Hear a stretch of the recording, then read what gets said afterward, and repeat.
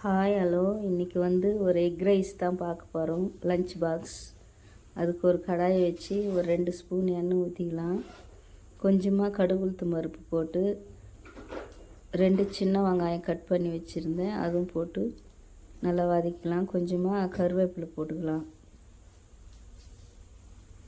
கருவேப்பிலையும் வெங்காயம் நல்லா வதங்கின பிற்பாடு மீடியம் சைஸ் 2 தக்காளி, பழுத்த தக்காளி கட் பண்ணி வச்சுருக்கிறேன், அதுவும் போட்டுக்கலாம். நல்லா தக்காளி வெங்காயம் நல்லா எண்ணெயிலே நல்லா வதங்கிட்டோம். அதுக்கு தேவையான கொஞ்சமாக உப்பும் மஞ்சத்தூளும் போட்டுக்கலாம். மஞ்சள் பொடி 1/4 ஸ்பூன் போட்டு நல்லா வதக்கிட்டு கொஞ்சம் நேரம் மூடி போட்டு வச்சிடலாம். தக்காளி வேகட்டும் எண்ணெயிலே.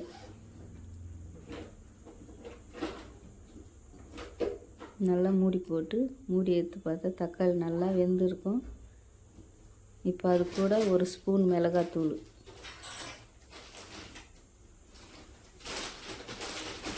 நல்லா வதங்கின பிற்பாடு முட்டை 2 முட்டை உடச்சி ஊற்றிக்கலாம்.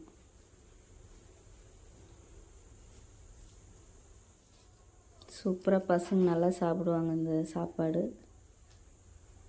இன்னும் சூடாக சாப்பிட்டா நல்லா இருக்கும். நல்லா கலந்து விட்டு வச்சு வச்சுருக்கிற சாப்பாடு தேவையான அளவுக்கு அதில் போட்டு கலந்துக்கலாம். நல்லா ட்ரை ஆன பிற்பாடு சாப்பாடு போட்டு பாருங்கள், சூப்பராக இருக்குது. சாப்பாடு போட்டுக்கலாம். அதிகமாக சாப்பாடு போடக்கூடாது. நம்ம போட்டிருக்கிற அந்த எவ்வளோ தக்காளி வெங்காயமோ அதுக்கு ஏற்ற மாதிரி தான் சாதம் போட்டுக்கணும்.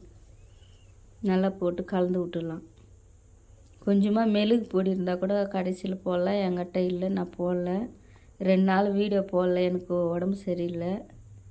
மேலாக்க கொத்தமல்லி போட்டு இறக்கிடலாம். சூப்பரான எக் ரைஸ் ரெடி.